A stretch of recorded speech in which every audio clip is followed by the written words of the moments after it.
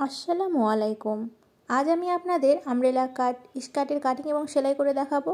তো প্রত্যেকটা জিনিস আমি খুবই সহজভাবে দেখিয়ে দেওয়ার চেষ্টা করেছি। আশা করি ভিডিওটা লাস্ট পর্যন্ত দেখলে আপনাদের কোথায় কোনো সমস্যা হবে না। তো আমি একদমই সহজভাবে দেখিয়েছি। যারা সেলাইয়ের কাজে একদম নতুন তারাও যদি ভিডিওটা একবার দেখেন তাহলে এই স্কার্টটি নিজেরাই বানিয়ে ফেলতে পারবেন। স্কার্টটি বানানোর জন্য 2.5 হাত বহরে 3 গজ পরিমাণ কাপড় লাগবে। তো কাপড়টাকে আমি 2 পাটে ভাঁজ করে নিয়েছি। এবার এখানে দেখতে পাচ্ছেন আমাদের একটা বন্ধ সাইড আছে, একটা খোলা সাইড আছে। তো বন্ধ সাইডটা নিয়ে আমি খোলা সাইডের সাথে এভাবে মিলিয়ে দিলাম। তো এইভাবে কোনা করে ভাঁজ করে নিতে হবে। এবার এখানে আমাদের কোমরের মাপ নিতে হবে। তো কোমর আমি 40 ইঞ্চি রাখবো। এবার আমাদের 40-এ 4 ভাগের 1 ভাগ 10 ইঞ্চি, 10 ইঞ্চি হবে এরকম একটা জায়গায় 2 সাইডে দাগ দিয়ে নিলাম। এবার ফিতার মাথাটা একদম কোনাতে আমরা চেপে বসালাম। এবার দেখুন এখানে আমাদের 13.5 ইঞ্চি আসছে। তো ফিতাটা আমরা অল্প অল্প করে ঘোরাবো এবং ডট ডট করে 13.5 ইঞ্চিতে এভাবে দাগ দিয়ে নেব। আমি যে মাপে করছি আপনারা যদি সেম মাপ ফলো করেন তাহলে আপনাদের 32 থেকে শুরু করে 42 পর্যন্ত কোমর সবার এটা হয়ে যাবে। তো দেখতে পাচ্ছেন আমি প্রথমে ডট ডট করে দাগ দিয়ে দিলাম, তারপরে এখানে একটু রাউন্ড শেপে দাগগুলো মিলিয়ে দিলাম। এবার উপরের দিকে 2 ইঞ্চি বাদ দিয়ে আমাদের স্কার্টের লম্বার মাপটা নিতে হবে। তো এখানে আপনারা আপনাদের পছন্দ মতো লম্বা নেবেন, যে যতটুকু রাখতে চান। তো যতটুকু লম্বা নেবেন তার চাইতে আপনারা 1.5 ইঞ্চি পরিমাণ বাড়িয়ে নেবেন সেলাইয়ের জন্য। তো আমি এখানে 36 ইঞ্চি রাখবো, 37.5 ইঞ্চিতে দাগ দিয়ে নিচ্ছি। তো এখানে আমি 2.5 গজ পরিমাণ কাপড় নিয়েছিলাম প্রথমে, যার কারণে আমাদের কাপড়ে শর্ট পড়েছিল। তো আপনারা যদি 3 গজ পরিমাণ কাপড় নেন তাহলে কিন্তু আপনাদের কাপড়ে শর্ট পড়বে না এবং একটা কাপড়েই জোর পড়বে, 2টা কাপড়ে জোর পড়বে না। তো আমি পরবর্তীতে আবারও 1/2 গজ পরিমাণ কাপড় নিয়ে এটার সাথে অ্যাড করে নিয়েছি। তো আপনারা 3 গজই কাপড় নেবেন, 3 গজ কাপড়কে ফোল্ড করে ভাঁজ করে তারপরে আপনারা এই স্কার্টটা কাটিং করবেন। তো দেখতে পাচ্ছেন আমাদের কাপড়টা কাটা হয়ে গেছে। এখন একটা এক্সট্রা কাপড় নিতে হবে, কাপড়টাকে আমাদের এই কাপড়ের নিচে বসাতে হবে। তো এই সাইডটা আমাদের কম এসেছে। তো এখন উপর থেকে দেখুন 2 ইঞ্চি বাদ দিয়ে আমরা লম্বার মাপ নিয়েছিলাম 37.5 ইঞ্চি। তো 37.5 ইঞ্চিতে এখানেও দাগ দিয়ে নিতে হবে। তো অল্প অল্প করে একটু ঘুরাবো এবং 37.5 ইঞ্চিতে দাগ দিয়ে নিব। এভাবে আপনাদের 4টা কাপড় রেডি করতে হবে, অর্থাৎ 4টা এই কাপড়ই কিন্তু আপনাদের লাগবে, 2টা নিচের পাটের জন্য এবং 2টা উপরের পাটের জন্য। তো আমি আপনাদের আগে বললাম যে আমার একটু ভুল হয়ে গিয়েছিল, যার কারণে আমার এখানে কাপড়ে জোড়া দিতে হয়েছে। তো রাউন্ড শেপে দাগ দিয়ে নেওয়ার পরে আমাদের কাপড়ের যে দাগটা দিলাম সে দাগ অনুযায়ী কাপড়টাকে কেটে নেব। তো এখন এভাবে করে আমাদের 4 পিস কাপড় 4টা পাটের জন্য লাগবে।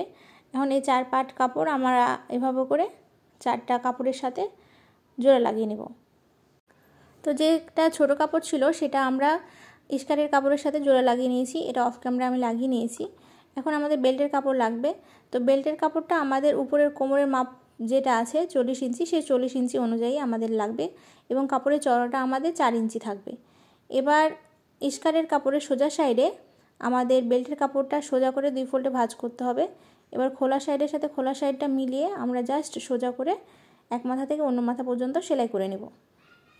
প্রিয় দর্শক, আপনি যদি আমার চ্যানেলে নতুন দর্শক হয়ে থাকেন এবং আমার চ্যানেলে রেগুলার আপডেট ভিডিও পেতে চান, অবশ্যই আমার চ্যানেলটা সাবস্ক্রাইব করে পাশে আসা বেল আইকনটা অন করে রাখবেন পরবর্তী সকল ভিডিও নোটিফিকেশান সবার আগে পাওয়ার জন্য।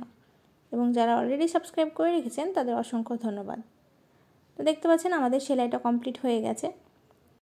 এবার এই সেলাইয়ের উপর দিয়ে একটা চাপ সেলাই দিয়ে নেব যাতে সেলাইটা আমাদের খুব সুন্দর মতো বসে যায়। এবার বেল্টের ভিতর দিয়ে আমাদের রাবার ঢুকাতে হবে। তো এখানে আমি 27 ইঞ্চি লম্বা করে একটা রাবার কেটে নিয়েছি। আপনাদের কোমর যতটুকু হবে তার চাইতে 8 ইঞ্চি কম করে আপনারা রাবারটা নিয়ে নেবেন। এই রাবারের মাপটা জাস্ট আপনারা আপনাদের কোমরের মাপ অনুযায়ী নেবেন। তো রাবারের মাথায় একটা সেফটি পিন আটকে দিয়ে আমরা এক মাথা থেকে অন্য মাথা পর্যন্ত এই রাবারটা বের করে নেব।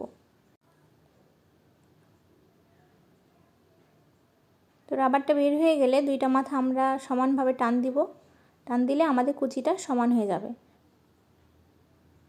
এবার 2টা মাথা এবং 2টা কাপড় একসাথে মিলিয়ে ধরতে হবে। এবার মিলিয়ে ধরার পরে আমাদের সাইড দিয়ে একদম উপর থেকে নিচ পর্যন্ত সেলাই দিয়ে নিতে হবে। তো এখন আমরা 2টা কাপড় মিলিয়ে ধরে একদম উপর থেকে নিচ পর্যন্ত সেলাই করে আমাদের যে সাইডটা আছে পুরো সাইডটা জয়েন্ট করে নেব।